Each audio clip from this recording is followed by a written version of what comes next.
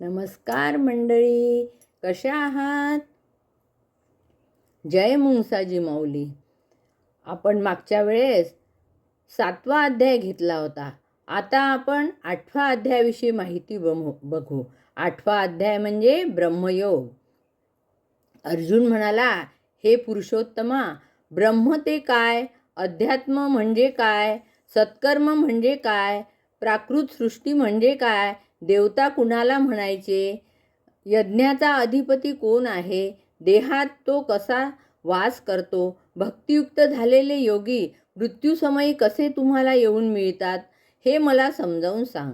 तेव्हा भगवंत म्हणतात, हे अर्जुना, अविनाशी दिव्य जीवाला ब्रह्म म्हणतात आणि त्याच्या शाश्वत स्वभावाला अध्यात्म म्हणतात. जीवाच्या प्राकृत देहाच्या उत्पत्तीस कारणीभूत कार्याला सकाम कर्म असे म्हणतात. सूर्य व चंद्रासारख्या देवदेवतांचा समावेश असणाऱ्या विराट रूपाला देव असे म्हणतात.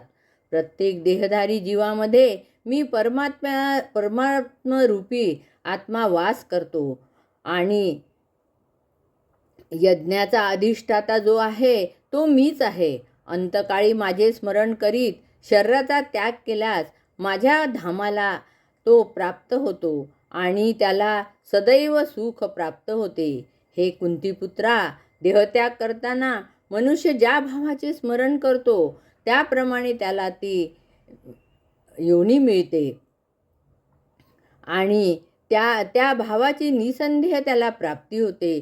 तू सदैव माझे स्मरण कर आणि युद्धही कर. अशा प्रकारे माझ्यामध्ये मन बुद्धी अर्पण केल्यास निसंशय मला येऊन मिळशील. परमपुरुष सूर्यापेक्षाही तेजस्वी आहे. तो भौतिक प्रकृतीच्या पलीकडे आहे. तो दिव्य आहे.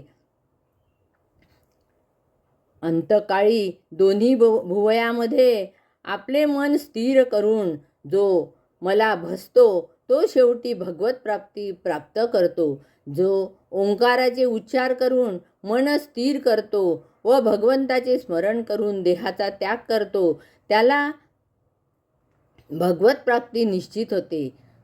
सर्व इंद्रिये रोधून मन एकाग्र करून देहत्याग केल्यास त्याला परम शांती मिळते. जो माझे सतत स्मरण करतो त्याला मोक्षप्राप्ती मिळते.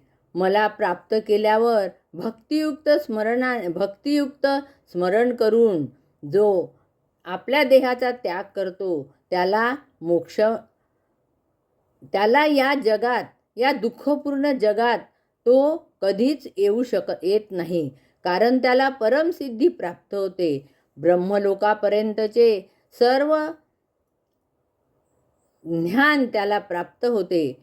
पण माझ्या धामात जर तो गेला तर तो परत येत नाही आणि ब्रह्मलोकात जर तो गेला तर त्याला या जन्मात, या दुःखपूर्ण जगात पुन्हा प्रवेश करायचा असतो. पार्थ, पुन्हा जेव्हा ब्रह्मलोकाची स्थापना होते तेव्हा हे जे पुन्हा लोकांचा जन्म होतो आणि जेव्हा ब्रह्मलोक नष्ट होते तेव्हा पुन्हा त्या सर्वांचा लय होतो. कारण एक दिवस म्हणजे ब्रह्मलोकाचा एक दिवस म्हणजे 1 सहस्र चतुर्युग आहे आणि एक रात्र म्हणजे 1 सहस्र चतुर्युग आहे. तेव्हा एवढ्या मोठ्या काळात लोक जन्माला येतात व त्यांचा आपोआपच विलय होतो. ब्रह्मस्थानाची प्राप्ती झाल्यावर तो मनुष्य या जगामध्ये पुन्हा जन्म घेतो आणि माझ्या परमधामाची प्राप्ती झाल्यास तो परत येत नाही.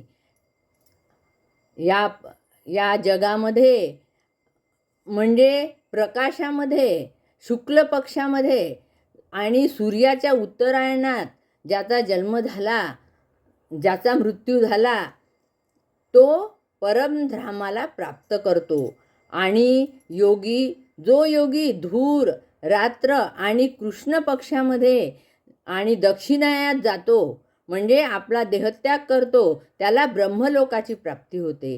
तर ब्रह्मलोकाची प्राप्ती झाल्यावर त्याला या दुःखपूर्ण जगात पुन्हा यावे लागते, म्हणजे भोग भोगण्यास यावे लागते. पण माझ्या परमधामात जे जातात किंवा माझ्या परमधाम ज्यांना मिळते ते लोक या जगात पुन्हा येत नाही. म्हणून हे अर्जुना, तू माझं सतत ध्यान कर आणि या परमधामात येण्यासाठी तुला माझं ध्यान सतत करावं लागेल.